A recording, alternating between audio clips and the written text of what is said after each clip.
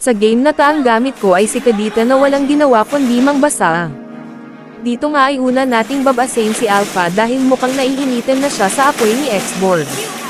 Dito ay kukuhanin sana namin ang turtle kaso mukhang kabado ang daliri ni X-Borg kaya nakuha ito ng Alpha.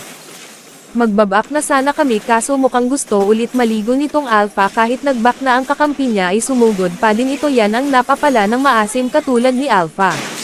Dito ay low HP na ako kaya umuwi muna ako. Talagang maasim tong Alpha, hindi ka mananalo pag puro kill palagi ang nasa isip mo. Dito ay susubukan ko sana na ma-double kill ang kalaban kaso mukhang napasobra ang season ko kaya si Florine lang ang nabigyan ko. Pagkatapos ko mabigyan si Florine ay nagpunta na agad ako sa turtle.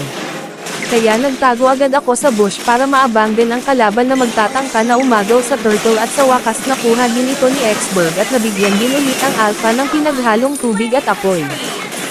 Pupunta sana ako sa bottom lane para mag-respo, kaso mukhang kaya na nila ito. Kaya dali-dali akong bumalik at pumunta sa top. Dito ay papaliguan ko sana ulit si Florine, kaso hindi ko napandot ang PK, kaya ang obab ko sa part na yun buti na lang noddle si Marquez para tuluyan mabigyan si Florine. Susubukan ko sanang ay bait dito si Claude kaso mukhang nakaramdam itong mapapaliguan lang siya pag sumugod siya. Dito ay sumugod kami para atakihin ang kalaban kaso hindi ko tinamaan, kaya nagback na lang kami, ngunit kabado ata si Florine kaya napa-flame shot siya. Dito ay gugulatin sana ako ng Alpha kaso mukhang siya ang nagulat at nabigyan ko na nam siya. Tutulong sana ako sa clash sa top, at mang-iikot ako para walang makatakas sa kalaban ngunit wala na pala akong aabutan, ang tanging nagawa ko lang ay mag-choke na sumisid kahit walang kalaban. Dito ay nagtip-tip na ko dahil ramdam kong lamang na kami.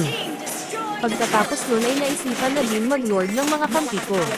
Dito ay nanatili lang ako sa bush para mag-antay na sumugod ang kalaban ngunit hindi yata sila susugod kaya nag-aksaya lang ako ng oras dito. Sa wakas ay humasim si Claude kaya na-petry ko at nabigyan ko agad ito.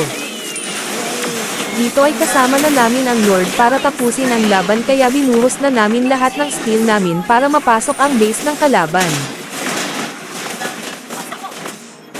At tuluyan na namin napasok ang base ng kalaban at naghihintay na lang ako sa bilin ni Montona. Ang galing mo, sa'yo na ang victory.